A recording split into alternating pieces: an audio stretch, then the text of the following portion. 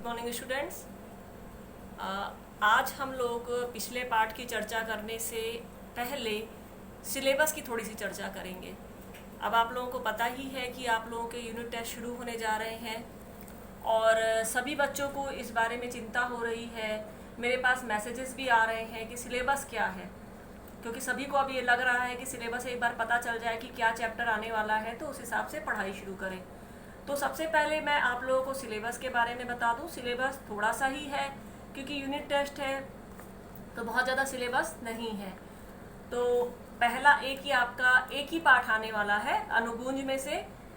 Third जो chapter है आपका गिल्लू, जो कि आप लोग छुट्टियों से पहले पढ़ चुके हैं। मंजू मिश्रा मैम आप लोगों को पढ़ा चुकी हैं, जो कि लहरी के विषय में था, महादेवी वर्मा जी का लिखा हुआ था। बहुत ही बढ़िया था, मज़ेदार पार्ट था। तो वही आपका आने वाला है।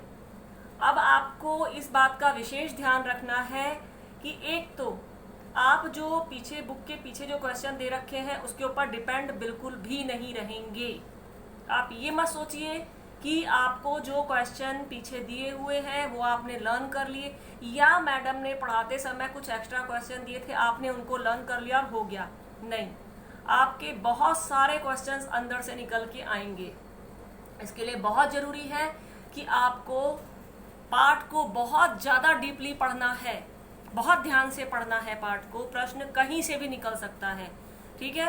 तो आपको बहुत ध्यान से पाठ को पढ़ना है। और दूसरी बात, आपका जो पेपर आएगा वो उसमें आपको कुछ एमसीक्यूज भी होंगे जो कि आपको टिक करने को रहेंगे, और कुछ ऐसे होंगे जो आपको लिखने होंगे, फुल आंसर्स लिखने होंगे और उसकी आपको पिक अपलोड करनी होगी। वो सब आपको इजीली पता चल जाएगा, वो आपको समझा दिया जाएगा कि कैसे आपको पेपर अटेम्प्ट करना है। तो कुछ पार्ट आपका रिटर्न रहेगा और कुछ आपका ऑप्शन एमसीक्यू वाला रहेगा, ठीक है? तो जो आपको लिखना है इस बात का आप विशेष ध्यान रखेंगे कि आपको बहुत लंबे आंसर नहीं लिखने हैं। मैक्सिमम आपके आंसर 3 से 4 लाइन के होने चाहिए। और दूसरी बात, एक बात मैंने बार बार कही है और इस बात का आप खास ध्यान रखेंगे, हमारे लिखाए हुए आंसर्स आपको सेम एज इट इज नहीं लिखने हैं। यदि आपने वैसे का वैसा आंसर लिख दिया, वैसे तो ज़्यादातर आपके अंदर से बना के आंसर पूछे जाएंगे जो कि आपने शायद कॉपी में नहीं लिखे होंगे, तो ऑब्वियसली आपको अपनी भाषा में लिखना ही पड़ेगा। लेकिन जो क्वेश्चन आप लिख भी चुके हैं कॉपी में, वो भी यदि पूछा जाता है और अगर आपने उसको एज इट इज लिख दिया, और अगर वो 2 मार्क्स का क्वेश्चन है और आपने वैसे का वैसा लिख दिया बिना किसी गलती के, इवन आपकी अगर मात्रा की भी गलती नहीं है, तो मान के चलिए आपको 1 नंबर मिलेगा, हाफ मार्क्स मिलेंगे अगर आपने उसको एज इट इज लिख दिया है। आपको उसे समझना है और उसे अपनी भाषा में लिखना है, ना तो उसे 2 मार्क्स का है तो आप ये मत सोचिए कि मैं 1 लाइन लिख दूं या मैं 2 लाइन लिख दूं। ना तो आपको 2 लाइन में लिखना है और ना ही 7-8 लाइन में लिख देना है। यहीं पे आपको आना चाहिए कि आपको आंसर कैसे फ्रेम करना है। मैंने आपको पहले भी बोला था कि हम जो आपको समझाते हैं आंसर्स, या जो हम आपको आंसर्स भेजते हैं, वो सिर्फ आपकी गाइडलाइन के लिए होते हैं कि इस तरह से आंसर फ्रेम किए जाते हैं, लेकिन आपको एज इट इज नहीं लिखना है। पाठ को बहुत अच्छी तरह से पढ़ना है, तभी आप आंसर्स लिख पाएंगे। तरह तरह से प्रश्न पूछे जा सकते हैं। आपको जो एज इट इज जो क्वेश्चन है उनके आपको आंसर लिखने हैं, वो हो सकता है।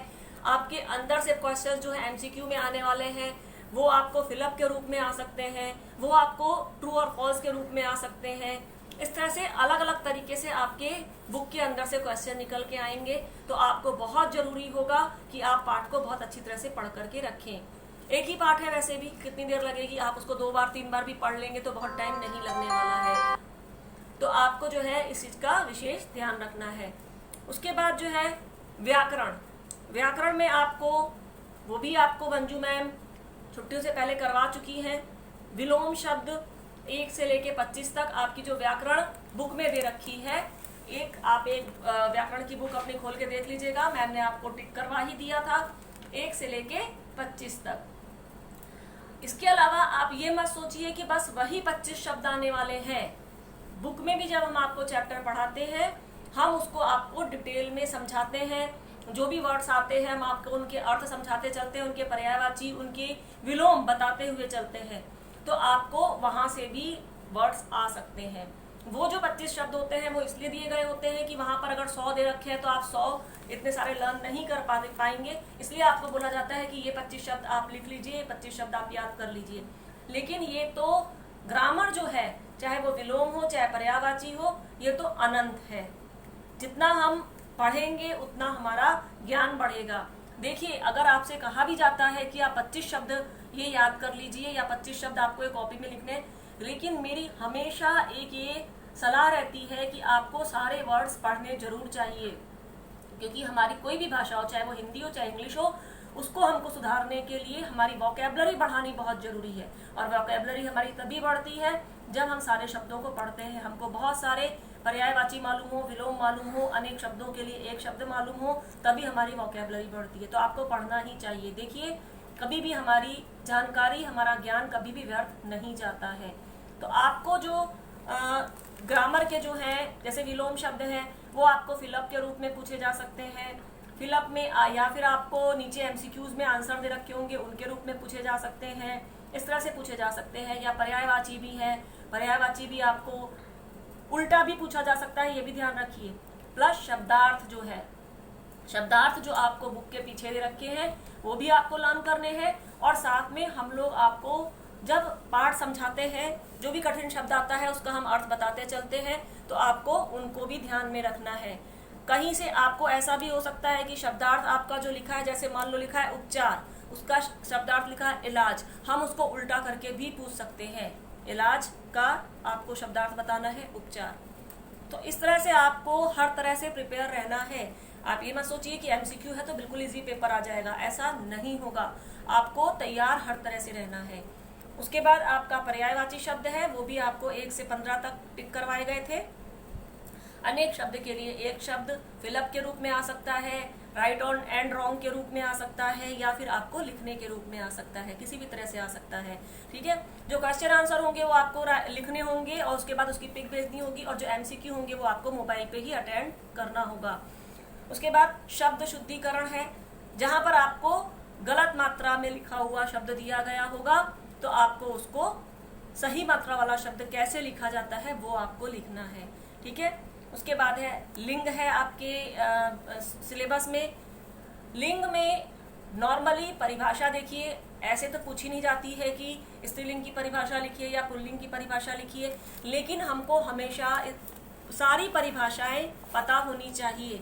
क्यों? क्योंकि यदि आपको परिभाषाएं नहीं मालूम होंगी तो आप उसके भेद को नहीं पहचान पाएंगे। मान लो विशेषण है, यदि आपको गुणवाचक विशेषण की परिभाषा नहीं पता होगी, चाहे भले वो क्वेश्चन पेपर में परिभाषा के रूप में नहीं पूछा जाने वाला है, लेकिन आपको उसकी परिभाषा पता होनी चाहिए।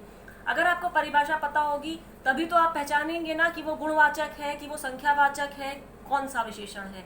अगर परिभाषा नहीं पता होगी तो आप उसको नहीं पहचान पाएंगे। इसलिए आपको परिभाषाएं लर्न जरूर करनी चाहिए। तो आपको जो विशेषण है वो आपको विशेषण की परिभाषा फिलअप के रूप में पूछी जा सकती है, या आपको विशेषण बनाने के लिए आ सकते हैं, इस तरह से पूछा जा सकता है। उसके बाद है, ये आपका हो गया सारा आपका ग्रामर का। ठीक है, तो आपका ग्रामर में क्या क्या है? विलोम, पर्यायवाची, अनेक शब्द के लिए एक शब्द, शब्द शुद्धिकरण, लिंग और विशेषण। और आपका पाठ में से है गिल्लू। मैंने आप लोगों को बता दिया कि किस तरह से आपके क्वेश्चन फ्रेम हो सकते हैं, और ज़्यादा से ज़्यादा क्वेश्चन आप अपने आप से दिमाग में फ्रेम करिए कि किस तरह से क्वेश्चन क्या पूछा जा सकता है, तो हमको उसका क्या आंसर लिखना हो सकता है।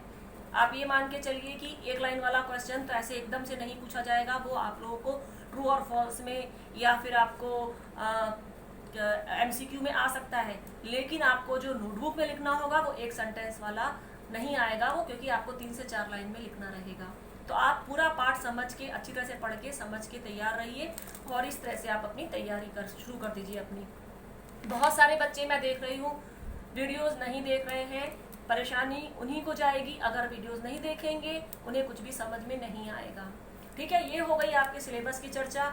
उसके बाद जो पिछली बार मैंने आपको चैप्टर पढ़ाया था, मैं उसके प्रश्नों की चर्चा कर देती हूँ। उसके बाद पाठ का आगे का हिस्सा हम अगले वीडियो में पढ़ेंगे। अभी हम सिर्फ उन प्रश्नों की चर्चा कर लेते हैं। तो प्रश्न था, इस कहानी से हमें क्या शिक्षा मिलती है? तो आंसर है, इस कहानी से हमें यह शिक्षा मिलती है कि जीवन भर व्यक्ति सुख संपत्ति के पीछे भागता है, किंतु अंत में सब यही रह जाता है। अतः व्यक्ति को लोभ लालच छोड़कर मनुष्य की सेवा करनी चाहिए। ये तो है आपका आंसर, लेकिन इसे अपने हिसाब से अपने शब्दों में लिखना है आपको। फिर है महात्मा बुद्ध के बचपन का क्या नाम था? तो महात्मा बुद्ध के बचपन का नाम सिद्धार्थ था। इस टाइप का क्वेश्चन आपका एमसीक्यू में आ सकता है कि महात्मा बुद्ध के बचपन का नाम सिद्धार्थ था, राहुल था, देवदत्त था, है ना। तो ये सब आ सकता है। फिर तीसरा क्वेश्चन था, सिद्धार्थ ने किन प्रश्नों के उत्तर खोजने के लिए गृह त्याग किया था? तो सिद्धार्थ ने जन्म, रोग, वृद्धावस्था और मृत्यु जैसे शाश्वत प्रश्न, शाश्वत यानी कि जो हमेशा से बने रहते हैं, जो कभी नष्ट नहीं होते, के उत्तर खोजने के लिए गृह त्याग किया। लास्ट क्वेश्चन है, सिद्धार्थ की पत्नी का क्या नाम था? तो सिद्धार्थ की पत्नी का नाम यशोधरा था।